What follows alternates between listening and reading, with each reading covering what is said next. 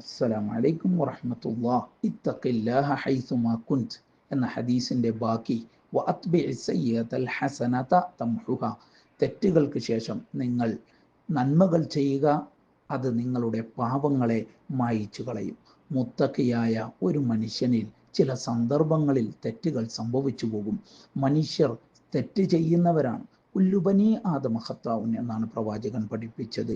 മനുഷ്യർ മുത്തക്കികളിലും തെറ്റുകൾ സംഭവിക്കും. എന്നാൽ ആ തെറ്റുകളിൽ ഉറച്ചു നിൽക്കലല്ല വിശ്വാസിയുടെ സ്വഭാവം, മറിച്ച് ആ തെറ്റുകൾ അള്ളാഹുലേക്ക് ഏറ്റുപറയുകയും പശ്ചാത്തപിക്കുകയും ചെയ്യും. എന്നാൽ പാപികൾ തെറ്റുകൾ ചെയ്യുകയും പിന്നീട് വീണ്ടും തെറ്റുകൾ ചെയ്യുകയും അങ്ങനെ ആ തെറ്റുകളിൽ മുഴുകുകയും പിന്നീട് അവൻ അതിൽ ഒരു വേദനയും പ്രയാസവുമില്ലാതായി തീരുകയും അവൻ പരിപൂർണമായ ഒരു പാപിയായി തീരുകയും ചെയ്യും.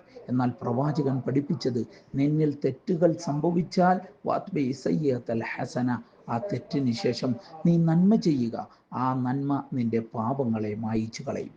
പിശാച് വിശ്വാസികളിൽ ഇട്ടുതരുന്ന ഒരു വസ്വാസാണ്, നീ നമസ്കരിച്ചിട്ടെന്താ, നീ നോമ്പ് നോറ്റിട്ടെന്താ, നീ സൽക്കർമ്മം ചെയ്തിട്ടെന്താ, നീ മാതാപിതാക്കൾക്ക് പുണ്യം ചെയ്തിട്ടെന്താ, നീ തിന്മ ചെയ്യുന്നില്ലേ, നിന്നിൽ ഈ കുറവുകളില്ലേ. ഇങ്ങനെ മനുഷ്യനെ നിരാശനാക്കി നരകാവകാശിയാക്കി തീർക്കുക എന്നത് പിശാചിൻ്റെ ലക്ഷ്യമാണ്. അതുകൊണ്ട് നമ്മൾ നിരാശരാകാതെ അള്ളാഹുവിൻ്റെ റഹ്മത്തും കാരുണ്യവും ഓർത്ത് തൗബ എന്ന വാതിൽ അള്ളാഹു നമുക്ക് മുമ്പിൽ തുറന്നിട്ടിരിക്കുന്നു. എപ്പോൾ തെറ്റ് സംഭവിച്ചാലും അള്ളാഹുലേക്ക് ആത്മാർത്ഥമായി നമ്മൾ തൗബ ചെയ്യുക, അതോടൊപ്പം സൽക്കർമ്മങ്ങൾ വർദ്ധിപ്പിക്കുക. എന്തെന്നാൽ സൽക്കർമ്മങ്ങൾ നമ്മുടെ ചെറിയ പാപങ്ങളെ മായിച്ചു കളയും. എത്ര വലിയ പാപങ്ങൾ ചെയ്താലും, കബായിറുകൾ വൻ പാപങ്ങൾ ചെയ്താലും തൗബ അതിന് പരിഹാരമാണ്.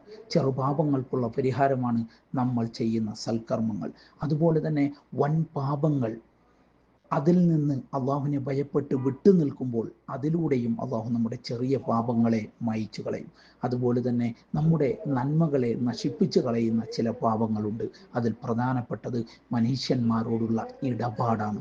മനുഷ്യന്മാരെ ദ്രോഹിക്കുക, അവരുടെ സമ്പത്തുകൾ കൊള്ളയടിക്കുക, അവരുടെ അഭിമാനത്തിന് ക്ഷതമേൽപ്പിക്കുക. ഈ പാപങ്ങൾ നമ്മൾ നിർവഹിച്ചിട്ടുണ്ടെങ്കിൽ അവരോട് പൊരുത്തം നമ്മൾ നേടണം. അതല്ലെങ്കിൽ അള്ളാഹു സുബ്ഹാനഹു വ തആല ഖിയാമത്ത് നാളിൽ നമ്മുടെ സൽക്കർമ്മങ്ങൾ അവർക്ക് നൽകുകയും അങ്ങനെ അവരുടെ പാപങ്ങൾ നമ്മുടെ മേൽ വെച്ചു കെട്ടുകയും ചെയ്യും. അത്തരത്തിലുള്ള പാപത്തെ നമ്മൾ ഭയപ്പെടുക, അത് നമ്മുടെ നന്മകളെ നശിപ്പിക്കുന്നതാണ്. ഇതുപോലെ തന്നെ ഈ ഹദീസ് അറിയിച്ചത് സൽക്കർമ്മങ്ങൾ നമ്മുടെ പാപങ്ങളെ മായിച്ചു കളയും എന്നതാണ്. അതുകൊണ്ട് നിരാശപ്പെടാതെ ആത്മാർത്ഥമായി തൗബ ചെയ്യുക, ഈ മാർഗത്തിൽ നിലനിൽക്കുക. അള്ളാഹു അനുഗ്രഹിക്കുമാറാകട്ടെ.